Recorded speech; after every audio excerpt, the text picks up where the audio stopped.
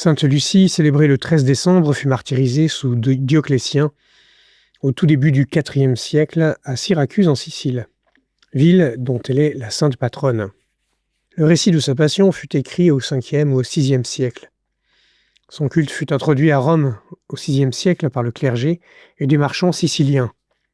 Son nom est plus tard inscrit dans le canon romain, aux côtés des grandes vierges comme sainte Agnès, sainte Cécile et sainte Agathe. Son nom, construit sur l'étymologie latine lux, la lumière, fait qu'elle est invoquée pour les problèmes de vue et tout mal relatif aux yeux. Elle est parfois représentée tenant ses yeux en brochette, car la légende veut qu'on les lui ait arrachés pendant son martyre. C'est une sainte très populaire dans les pays nordiques, au cœur de la longue nuit boréale de l'hémisphère nord. Elle apporte un rayon lumineux qui annonce la lumière qui vient en Jésus-Christ. Sa fête est en effet un moment fort de la culture suédoise, norvégienne, danoise et finlandaise. Elle marque le début de la saison de Noël et symbolise la victoire de la lumière sur les ténèbres. Un message particulièrement puissant dans des régions où l'hiver est long et sombre, jusqu'à 6 mois au-delà du cercle polaire. La tradition locale veut qu'une jeune fille élue, Lucia, porte une couronne de bougies et mène une procession de femmes vêtues de blanc ceinturées de rouge, symbole de pureté et de martyre. Les participants chantent des chants dédiés à la lumière et partagent des spécialités comme des brioches au safran, ainsi que du vin chaud épicé.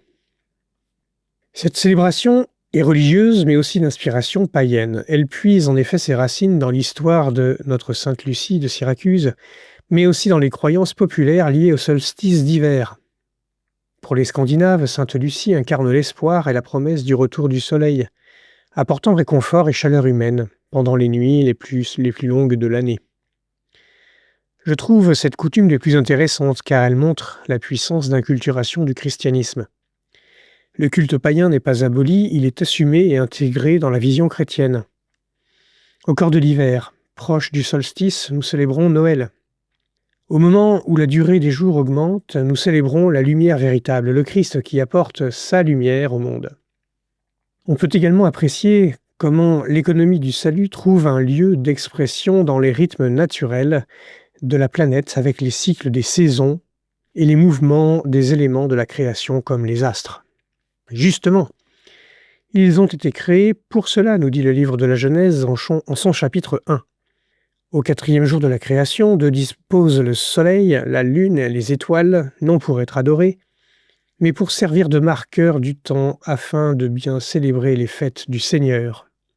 La mémoire de Sainte Lucie, qui porte un nom lumineux, est donc l'occasion de méditer quelques instants sur le sens de la lumière. Tout d'abord, il est commun de dire qu'il y a une forme de décalage et de paradoxe dans le récit de la Genèse au sujet de la lumière. On relève qu'elle est créée le 1er jour alors que le soleil n'est créé qu'au 4e. Du coup, les plantes créées le 3e jour auraient été bien en peine de faire de la photosynthèse. Il ne s'agit pas de tomber dans du concordisme, mais peut-être de rappeler un point important de l'astrophysique. La lumière n'est pas une conséquence des astres, mais des changements de niveau d'énergie des électrons dans les atomes. On peut dire que dès qu'il y a matière physique, il y a des photons et donc de la lumière. Au cours de l'histoire cosmique, l'univers est devenu transparent aux photons il y a environ 380 000 ans après le Big Bang, lorsque sa température est descendue à environ 3000 degrés Kelvin. Cet événement, appelé recombinaison, a également permis la baisse de la densité de la matière et a permis aux photons de s'en découpler et de voyager librement, bref, d'être perceptibles, formant ainsi le fond diffus de rayonnement cosmologique de 3 degrés Kelvin que nous observons aujourd'hui. Donc la lumière a parcouru l'univers bien avant que la première étoile ne s'allume dans un amas galactique. Sans dire que le 1er jour de la Genèse corresponde à cet événement vieux de 14 milliards d'années, la Bible n'a pas tort de situer la création de la lumière en celle des astres. Dans la liturgie préconciliaire du Bréviaire, la liturgie proposait des hymnes pour le temps ordinaire qui suivait les jours de la création. Voici un extrait de celle des Laudes du dimanche, datant du IVe siècle et attribuée à saint Ambroise de Milan. Elle porte justement sur le 1er jour de la création et la lumière. Je cite Créateur éternel de l'univers, qui réglait la nuit et le jour, et faites se succéder les temps afin d'en alléger l'ennui. Du jour sonne l'annonciateur, le veilleur de la nuit profonde, lueur nocturne des voyageurs qui sépare la nuit de la nuit. Par lui l'astre de l'aube réveillé, délivrer le ciel des ténèbres.